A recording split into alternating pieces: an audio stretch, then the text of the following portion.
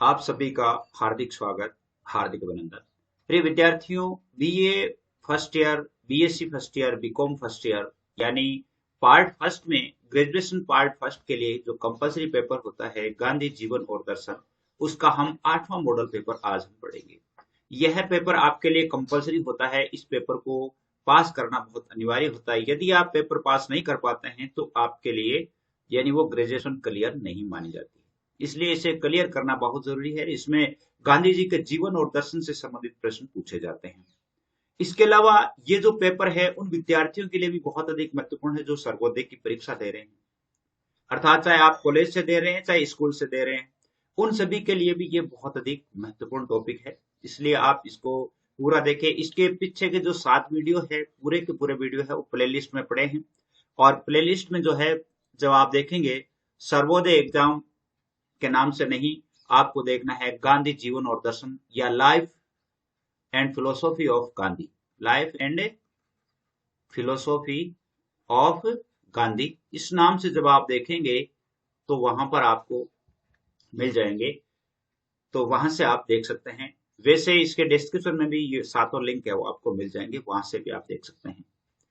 देखिए आपके लिए कौन कौन से सब्जेक्ट यहाँ पढ़ाए जाते हैं उनके बारे में थोड़ा सा बता दूं। General English, general Hindi, Hindi literature, political science, history, geography, sociology, competition की क्लासेज। इसके अलावा आपके पर्यावरण, बीए फर्स्ट ईयर से बीए फाइनल तक पर्यावरण। इसके अलावा आपके कंप्यूटर, इन सभी की क्लासेज भी आपके लिए अपलोड की जाती है। तो आप मेरे साथ बने रहें और आइए देखते हैं आज के इन प्रश्नों को। बहुत अधिक महत्वपूर्ण प्रश्न है, सर्वोदय के लिए भी अच्छे प्रश्न हैं। और जो कॉलेज में पढ़ने वाले हैं पार्ट फर्स्ट में, चाहे आप कॉमर्स से हैं, चाहे आप रेगुलर हैं, चाहे प्राइवेट है, ये भी है, चाहे आप रेगुलर हैं चाहे आप प्राइवेट हैं, सभी के लिए समान रूप से उपयोगी है। तो पहला प्रश्न है कि फिनिक्स अथवा शांति निकेतन में रसोई घर के आसपास सफाई करने का काम कौन करते थे? और वो करते थे नगेंद्र बाबू। कौन करते थे? नगेंद्र बाबू किया करते थे। इसके अलावा देखिए अगला है कि स्वदेश आगमन पर गोखले ने गांधी जी से क्या प्रतिज्ञा करवाई? गोपाल कृष्ण गोखले जो इनके राजनीतिक गुरु माने जाते हैं, उन्होंने क्या बात की थी? उन्होंने कहा कि 1 वर्ष तक भारत का भ्रमण करें। ये प्रतिज्ञा करवाई थी, 1 वर्ष तक भारत का भ्रमण करने की। उसके बाद उसको निर्णय लेने के लिए कहा गया। आप एक बार हिंदुस्तान में रहकर देखेंगे तो आपके विचार अपने आप ठिकाने आ जाएंगे। ऐसा किसने कहा? ये कहा था गोपाल कृष्ण गोखले ने गांधी जी से। ये बहुत एक इंपॉर्टेंट प्रश्न आ रहे हैं। जैसे आपके जैसे यदि कोई फर्स्ट ईयर में पढ़ने वाले पॉलिटिकल साइंस में महात्मा गांधी के का एक पार्ट भी है, तो उसमें से भी आपके लिए बहुत अधिक महत्वपूर्ण है। गांधी जी प्राण जीवनदास से कहा मिलने गए थे? और वो गए थे रंगून। कहा मिलने गए थे? रंगून गए थे। इसके अलावा है कि गांधी जी कुंभ के मेले क्यों गए? और वहां गए थे महात्मा मुंशी राम जी के दर्शन करने के लिए। महात्मा मुंशी राम जी के दर्शन करने के लिए। गांधी जी ने हरिद्वार में कौन से व्रत धारण किए? अंधेरे से पहले भोजन करने का। गांधी जी हरिद्वार में गए तो वहां पर एक व्रत धारण किया था कि हम अंधेरा होने से पहले पहले भोजन कर लेंगे।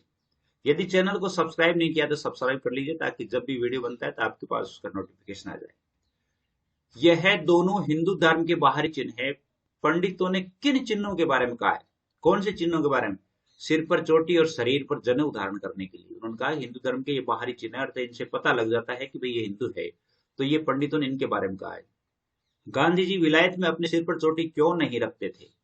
क्योंकि गौरों द्वारा किए जाने वाले उपवास की आशंका से उन्हें आशंका थी कि वो इसका उपवास कर सकते हैं, मजाक बना सकते हैं, और वो अपने धर्म से मजाक करना उचित नहीं समझते थे। गांधी जी ने सत्याग्रह आश्रम की स्थापना कब की? और वो की थी 25 मई 1915 को कोचरब अहमदाबाद में। सत्याग्रह आश्रम की स्थापना 25 मई 1925 ईस्वी कोचरब अहमदाबाद में। सत्याग्रह आश्रम की स्थापना किस भवन में की गई? और वो की गई थी कोचरब में जीवनलाल बारिस्टर के मकान में। जीवनलाल बारिस्टर जो थे उनके मकान में की गई थी। सत्याग्रह आश्रम का शुभारंभ कितने स्त्री पुरुषों के रिवाज से हुआ था? यानी उसमें सबसे पहले कितने स्त्री पुरुष रहने लगे थे? लगभग 25 स्त्री पुरुष रहते थे। लगभग 25 आदमियों के साथ वो है वो शुरुआत की गई। सत्याग्रह आश्रम में सर्वप्रथम किस अंतज परिवार को रखा गया? जो गरीब परिवार था उसमें तो था दादू भाई, उनकी पत्नी दानीबेन और पुत्री उनकी लक्ष्मी। इन तीनों को सबसे पहले उन्होंने वहां रखना शुरू किया था। दादू भाई क्या काम करते थे? दादू भाई मुंबई में एक शिक्षक थे, टीचर थे। ट्रांसवाल में सर्वप्रथम हिंदुस्तानी कब दाखिल हुए? 1881 ईस्वी में। वहां पर जाकर के अबू बकर जो थे बम्बई वाले, उन्होंने दुकान खोली थी। अबू बकर जो कि बम्बई के थे, उन्होंने जाकर के वहां पर दुकान खोली थी 1881 ईस्वी में ट्रांसवाल में। ट्रांसवाल सरकार और ब्रिटिश सरकार के बीच की संधि को किस नाम से जाना जाता है? लंदन कन्वेंशन के नाम से जाना जाता है। इसके अलावा है आपके बोअर युद्ध का सबसे महत्वपूर्ण भाग कब समाप्त हुआ? 1900 ईस्वी में हुआ। कब हुआ था? 1900 ईस्वी में हुआ था। ट्रांसवाल में हिंदुस्तानियों की सर्वाधिक आबादी कहाँ थी? ट्रांसवाल में सर्वाधिक हिंदुओं की आबादी थी जोहान्सबर्ग में। कहां पर थी? जोहान्सबर्ग में थी। पारसी रुस्तम जी क्या चोरी करते थे? चुंगी कर की चोरी करते थे। इन चुंगी कर के बारे में यानी गांधी जी जो है उनसे उन्होंने कहा भी था। गांधी जी ने एंड्रयूज की त्रिमूर्ति किनको कहा है? एक कविवर सरदानंद जी और सुशील रुद्र को। सुशील रुद्र को, इन्होंने तीनों को त्रिमूर्ति कहा है। गांधी जी शांति निकेतन में काका के नाम से कौन जाने जाते थे? शांति निकेतन में काका के नाम से कालेलकर को कहा जाता था। बड़ौदा में विद्यालय कौन चला रहे थे? गंगानाथ चला रहे थे। कौन चला रहे थे? गंगानाथ चला रहे थे। बड़ौदा में चल रहे विद्यालय में अन्ना किसे कहा जाता था? हरिहर शर्मा को अन्ना कहा जाता था। पटवर्धन को अप्पा कहा जाता था। आनंदानंद को स्वामी कहा जाता था। बड़ौदा तो विद्यालय चल रहा था तो उसमें अलग अलग नाम थे। हरिहर शर्मा को अन्ना यानी बड़े भाई, पटवर्धन को अप्पा और आनंदानंद को स्वामी कहते थे। शांति निकेतन में अध्यापकों में काका, मामा, अन्ना इत्यादि नाम क्यों दिए गए थे? वो दिए गए थे विद्यालय में पारिवारिक भावना बढ़ाने के लिए, ताकि विद्यालय में जो है परिवार का माहौल क्रिएट हो। शांति निकेतन में केशव राव देश पांडे को किस नाम से संबोधित किया जाता था? केशव राव देश पांडे को साहब के नाम से कहते थे। शांति निकेतन साहब के नाम से कौन जाने जाते थे? केशव राव देश पांडे जाने जाते थे। इसके अलावा है शांति निकेतन में के विद्यालय में संस्कृत कौन पढ़ाते थे? और वो पढ़ाते थे चिंतामणि शास्त्री। कौन पढ़ाते थे? चिंतामणि शास्त्री पढ़ाते थे। देखिए, दक्षिण अफ्रीका में 1914 में हब्सियों की आबादी कितनी थी? दक्षिण अफ्रीका में 50 लाख आबादी थी और वहां पर गोरे जो थे वो 13 लाख थे। गोरों की संख्या 13 लाख थी और हब्सियों की संख्या, वहां के आदिवासियों की संख्या कितनी थी? 50 लाख थी। दक्षिण अफ्रीका में निवास करने वाले जो हब्सी थे वो मुख्य आहार क्या करते थे? क्या खाते थे? वहां पर वो मकई खाते थे। यानी यूं कह सकते हैं कि मक्का जो है वो उनका प्रिय भोजन था। माइनस थाइसिस क्या है? खदानों में काम करने वाले हब्सियों में पाया जाने वाला एक रोग था जिसको माइनस थाइसिस भी कहा जाता है। बोअर युद्ध किन किन के मध्य हुआ था? डच और अंग्रेजों के बीच हुआ था। किन किन के बीच हुआ था? डच और अंग्रेजों के बीच हुआ। बोअर युद्ध कब से कब तक चला? और वो चला था 1899 से लेकर 1902 ईस्वी तक। बहुत इंपॉर्टेंट प्रश्न है। 1899 से 1902 ईस्वी तक। बोअर युद्ध में किसकी विजय हुई? इसमें जनरल रॉबर्ट ने जनरल क्रोंजे को हराया था, अर्थात अंग्रेजों की विजय हुई थी। किसकी विजय हुई थी? जनरल रॉबर्ट ने जनरल क्रोंजे को हराया था, अंग्रेजों की विजय हुई थी। बोअर युद्ध में फलस्वरूप किस स्टेट का जन्म हुआ? बोअर युद्ध के फलस्वरूप जो है, अगर बोअर युद्ध हुआ उसके बाद में कौन सा स्टेट हुआ? ट्रांसवाल और फ्री स्टेट, दो स्टेट बन गए थे, ट्रांसवाल और फ्री स्टेट। डच लोग यानी डच लोग दक्षिण अफ्रीका में किस नाम से जाने जाते थे? बोअर के नाम से।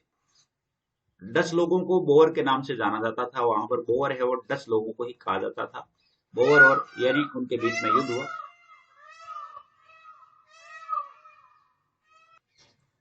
अगला प्रश्न है कि डच लोगों की भाषा किस नाम से जानी जाती थी? और वो जानी जाती थी टाल के नाम से। किसका नाम से जानी जाती थी? टाल के नाम से जानते थे उसको। हिंदुस्तानी मजदूरों का पहला जहाज नेटाल कब पहुंचा? हिंदुस्तानी मजदूरों का 16 नवंबर 1860 ईस्वी को सबसे पहले जो है नेटाल या दक्षिण अफ्रीका के नेटाल में पहुंचा था। वहां मजदूरी करने के लिए वो सबसे पहले 16 नवंबर 1860 ईस्वी। सेठ अबू बकर कहाँ के थे? वो पोरबंदर गुजरात के थे। कहाँ के थे? पोरबंदर गुजरात के थे सेठ अबू बकर। नेटाल को उत्तरदायी शासन की सत्ता कब प्राप्त हुई? 1893 ईस्वी में हुई थी। कब हुई थी? 1893 ईस्वी में हुई। स्वतंत्र हिंदुस्तानी को नेटाल में मताधिकार से वंचित करने का कानून कब बना?